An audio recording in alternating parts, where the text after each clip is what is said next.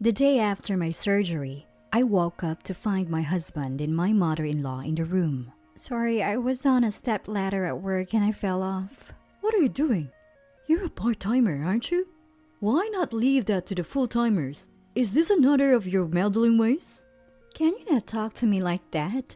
I have to stay in the hospital for a while, so sorry for the inconvenience. Oh, speaking of, I just transferred this month's share of expenses to the bank account.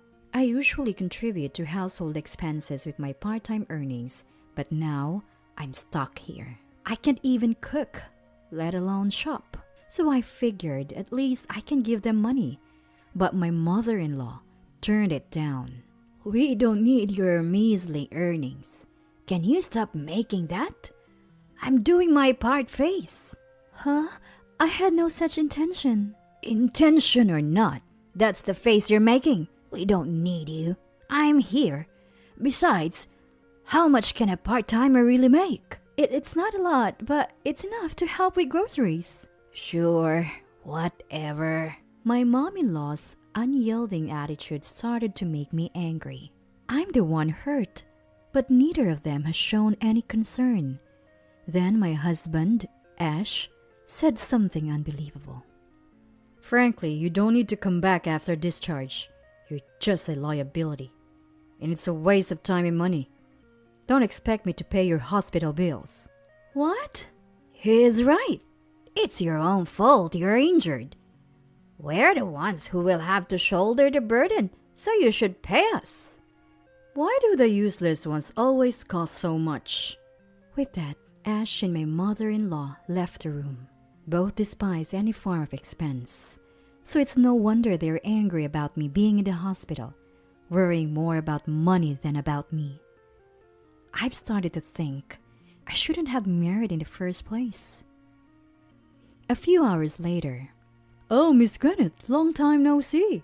Is that you, Jimmy? What brings you here? I heard you got hurt, so I had to come visit. Just kidding. But I did hear from a former colleague that you're injured, so I took the time to come see you. Wow, you didn't have to. Aren't you busy? True, when I got headhunted a few years back, I was thinking of quitting because I wasn't used to the new environment, but thanks to your advice, I come this far. I will never forget that. Thank you so much. You're making it sound like a big deal. The person who came to visit me is a former colleague from the company I've used to work at named Mr. James. Everyone, myself included, called him Jimmy. After leaving the company, I would occasionally meet up with old colleagues, but Jimmy had been reassigned and stopped coming. Apparently, he was headhunted by another company and resigned. Back when I was still working at the company, he didn't strike me as particularly competent. I guess he found his calling somewhere and turned into a professional. But I didn't expect him to go out of his way to visit me in the hospital. Coming after seeing Ash and mom-in-law, his kindness felt particularly warm. I was still frustrated from what Ash had said to me earlier, so I vented to Jimmy. Really? Your husband sounds quite harsh. This isn't a joke.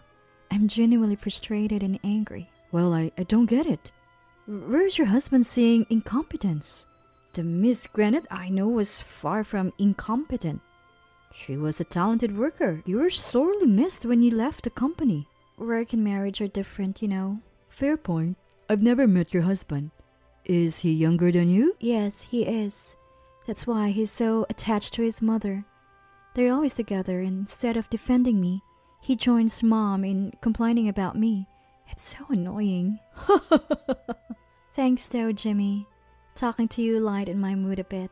Once I'm better, let's go out for a meal and invite others too. Absolutely. I'll come by again when I have some time. And with that, Jimmy left the hospital room. He's like a close female friend in some ways. He's the same age as my husband, but he's so much more mature in what he says and does. The difference between them makes me indescribable. Well, I chose Ash, so it's also my fault. Later, I began rehabilitation. During my hospital stay, all I could think about was wanting to go home as soon as possible. But if I go home, Ash and Mom-in-law will be there. I'd rather stay in the hospital. It's far less stressful. 2 weeks later, Ash comes to visit again, bringing mother-in-law with him.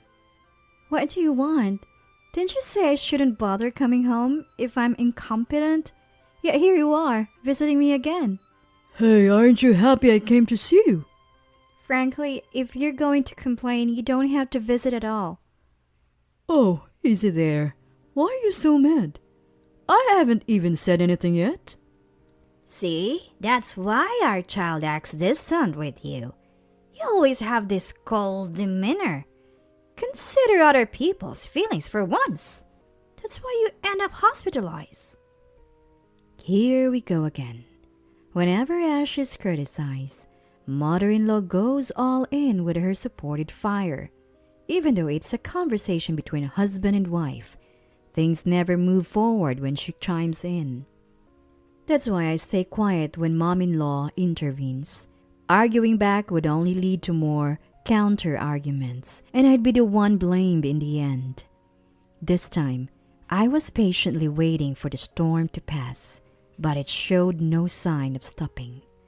Worse still, they started talking about Ash's girlfriend. My son was thinking of marrying someone else before you, but they broke up over a trivial argument. He would have made amends if he'd apologized, but his pride's so high. He said he'd never apologize because it was her fault. Look, it really was her fault. I did nothing wrong. Sure, she had a good personality and was attractive. In hindsight, maybe I should have apologized. Then I would be married to someone useless like you. See, that's what I've been saying from the beginning. Are you sure you want to be with her? I always knew it was a bad idea. This proves I was right. It's just a fluke. I happened to choose an unsuitable partner this time. I'll be more careful choosing someone with similar sensibilities next time. The conversation was unbearable. I'm not the patient type to keep quiet forever. Moreover, this guy just mentioned choosing another partner. It seemed like he had thoughts of divorcing me. Well, it'll be a dream come true for me too. Frustrated, I let loose my anger on Ash and mother-in-law. You both have a lot to say, but this is just ridiculous. You mentioned I'm an unsuitable partner, but you're not even good enough to be called that. Initially, I thought you were decent, but it turns out you're just a mama's boy. Plus, mom is so fond of her son. Why don't you two just live together forever? Then no one would end up this unsuitable partner like me. You two seem to get along so well, why not? After saying all this, I felt a mix of regret and relief. What was funny though was the way both of their expressions changed from surprise to tense as I was saying this. Who do you think you're talking to? Where are your parents? What's with the attitude? For someone so useless, you sure know how to run your mouth. Mom, there it is. You're quick to call people incompetent, but are you so well-rounded yourself? Must be nice being perfect at your job at home, huh? You're really something. When I sarcastically praised mom-in-law, her face turned even redder. How dare you act so smug? Who do you think you are? I'm the patient here. You little... Just then, Ash intervened. Hey, enough is enough. From where I stand, you're way more incompetent than Mom. Mom raised me all by herself while holding down a job. Could you do that? I wouldn't know. I've never been in that situation. But if I were a parent, I'd teach my kids not to look down on others. It's not cool to call people incompetent, especially someone who's hospitalized. I see. Well, it's clear. We've never been a good match. Let's divorce. No point in staying together after all this. Fine by me. You were talking about being cautious with your next partner, right? That implies we're done. I wouldn't want to spend my life with you. Or your mother anyway. Huh. You do realize you'll be financially unstable if we divorce, right? How are you gonna afford these hospital bills? Let alone your living expenses. I got injured at work, so I'll get workers' compensation. And after that, got no plans, huh? Ash had a point. Even if I plan on finding a job immediately after the divorce, there's no guarantee that I'll find one quickly. Plus, it will take time to see any income. The situation isn't looking good. I need to figure something out before it's too late. I have been vocal until now, but the moment I stopped talking, they took the opportunity to go on the offensive. So you haven't thought it through? Tough break. But what's said is said. We both want this divorce. If you promise to obey me like a housemaid from now on, I might reconsider. Right, Mom? Yes, absolutely. Not happening. Can you please leave? You're polluting the air. You're a piece of work. Don't say I didn't warn you. You threw away your last chance. With that, Ash and Mom-in-law left the room, sneering. I have to find a job soon. My current workplace won't cut it. I'll go anywhere that offers full-time employment. Just a few minutes later, Ash returned to the room. Hey. What? No, my boss was around. Just let me hide here until he's out of sight. Come to think of it, Ash had been complaining about his current boss a lot lately. Apparently, Ash had been enjoying a slack job until this new boss came and shook up the department. Why is he coming this way? Could he be next door? What? Just then, there's a knock at the hospital room door. Ash shakes his head at me. I find his discomfort quite amusing. With a cheerful tone, I say, "Come on in." To my surprise, it's Jimmy who walks in. Miss Granite, I had some free time, so I thought I'd come visit you. Wait, what are you doing here? Oh, Mr. James, good to see you. Huh? Oh, you must be Miss Granite's husband. Yes, that's him. Did I introduce you to Ash, Jimmy? I think this is your first time meeting. No, actually, we see each other every day. He's my subordinate right now. What? Really? It turns out, of all people, Jimmy is Ash's boss. Totally unexpected. Yet, it strikes me as an opportunity for a counterattack. I'm in a really good position right now. Might as well corner Ash gradually. So, Jimmy, how's Ash's performance at work? Hard to say in front of Miss Granite. He has areas for improvement, but the fact that he's sticking to it is admirable. We had drinks the other day, and he told me he respects me, so my expectations are high. When I look at Ash, he's staring at the floor, fists clench. He's probably thinking, "Don't say anything." So I decide to go ahead and speak. You know, my husband mentioned something about his boss. Turns out that was you, Jimmy. But I wonder if I should say this. Go ahead, no worries. Hey, Granite. My new boss is so incompetent. He doesn't get me at all, or I'm only drinking with him to gain his favor. I'll bring him down someday. I recorded all our conversations. He won't make a single mistake. And so on. Sorry if I had known it was you, Jimmy. I would have told you so much sooner. Upon hearing this, Jimmy's expression changes, and he shoots Ash a piercing glare. No, you're wrong, Mr. James. This is all a lie Gwyneth made up. Jimmy, would you like to hear a recorded conversation I have that says otherwise? Yes, please. Stop it. I then play the audio for Jimmy where Ash was complaining non-stop. Wow, I see. Thank you, Miss Granite. Never thought he'd be saying stuff like this. No need for me to cover for him anymore. What? What are you talking about? You've been swiping office supplies, haven't you? What? Did you know we have surveillance cameras around the office? Maybe you thought no one checks them. There have been complaints about supplies disappearing or running out quickly.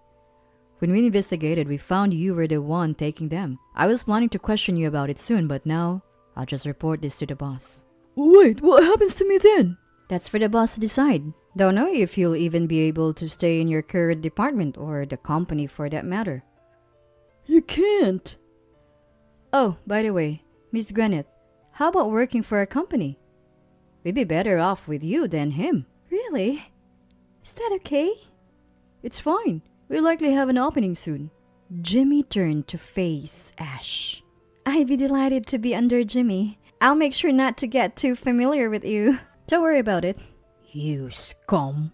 You asked me earlier what I'd do after leaving the hospital. Remember? Now it's my turn to ask. What will you do without a job? Shut up! If you listen to me, I might consider letting you and your mother-in-law be my personal servants. Who would do that? Oh, I see. Then you and your mother-in-law will be out on the streets. So, if I become your servant, will you help us? No way. I don't need a servant like you. What? So you have to try your best holding hands with your beloved mom. And so the episode came to a close. Later on, Ash was questioned by the company about the missing supplies and found to be reselling them. He was effectively fired. It was questioned by the police. Now he's being supported by his mother-in-law's pension. Life's being tough. Even putting food on the table is a challenge. As for me, I started working under Jimmy. Although it took a bit to get back into the swing of things, I quickly adapted and became a valuable member of the team. Work is really enjoyable. I guess as long as I have my job, life is good. If I ever consider remarrying, I think I'll consult with someone first.